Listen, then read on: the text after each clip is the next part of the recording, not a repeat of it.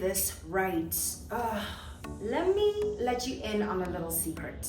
Your fear, it's not bombing it once you get up there on stage. Your fear is actually nailing it and still not being enough. How do I know this? Girl, sit down. Let me tell you a story. I went to this school in South Africa. By the time that I got there, it was already 100 years old. All of the portraits that were up in the wall, nobody looked like me. So me getting up there and participating in this Shakespeare thing, I think I was, auditioning for Desdemona or something in a play. Me getting up there already was like such a big deal of hyping myself up, learning the lines, Shakespearean lines. Okay, I'm 13 years old, okay? But your girl was like, I'ma get this. This is my part. I am Desdemona. I get up there, and when I tell you I rocked, I bodied Desdemona. But girl, you couldn't tell me nothing. I was like, this is my part. I have this part. I was so good. And then I got off the stage. I noticed something, like my frenemy, she got on stage after me and she did her audition. And I'm not gonna lie, like it was a really good audition. But here's the thing, like, when you have left everything on the stage, like when there's no more play, right? You left it all on the court. That was me. I was like, this is my part. So please explain to me what is happening when the teacher later on starts reading who's actually in the cast, and I'm standing there like my hair's all dead. I'm sweaty, of course, because I just gave everything. But I am so convinced this moment is mine. I own this moment. And as she's going through all of the names, here comes frenemy, like taking the teacher almost to the side, like there she is in the hallway gesticulating, like she's basically giving a second audition. I don't know what's going on, but clearly something transpires between these two. And when the teacher reads the names, what? Did she forget how to say my name? Because that's a common thing, right? Like, Machochodi does not roll off everybody's tongue. And I get it, like I'm Desdemona, so maybe she wants to call me by this girl's name, but literally you couldn't tell me the part was mine until she said this other girl's name. And that is the moment when I understood, you giving it everything, it may still not be enough. And that feeling, I will never, ever, ever forget that feeling and what it taught me. It felt like everybody could see into my vulnerability and also into how desperately I had wanted it, right? Remember, I'm like a 13-year-old girl. So the way that I wore emotions on my sleeve, you think I am like all out there right now? You should have met me as a 13-year-old, as we all were. I wanted it so much. And the whole cringe culture, like even the language, it didn't exist yet. So I was just merely expressing, this part is mine, this part is mine. And remember, this happens over several days. So I have been ramping myself up to expect this thing.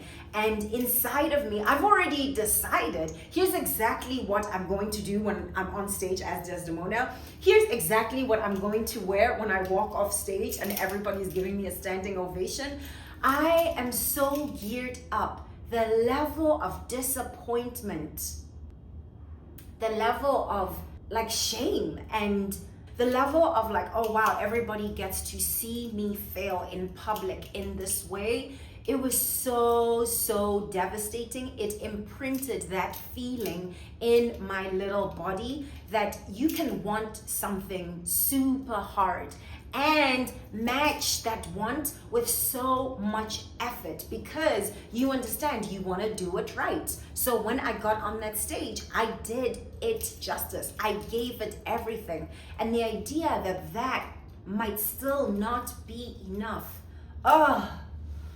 Oh man, that really came for me. And that stayed with me for a really long time. I've literally carried that question pretty much onto every single stage that I've entered.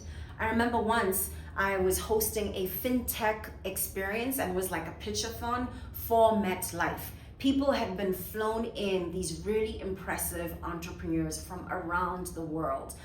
I remember talking to a girl from India, right? I remember talking to innovators from the Philippines. I remember people from all over the world, and me sitting in one of their working sessions during the day, and that question came back for me in such a real way. Here I am, I'm sitting in the session, and this is New York City, right? It's my turf, but still, being in New York City, it always feels like everything is so amped up. The standards and the expectations, and particularly in this room, the expectations were so high.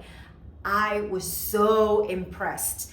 I remember exactly what we were talking about. I still can see the woman at the checkboard. It was a whiteboard, and she's standing there like walking all of these entrepreneurs through her marketing framework. And this is somebody who teaches at the New School. So she really was on game. I was so impressed. I'm like, oh my God, wow.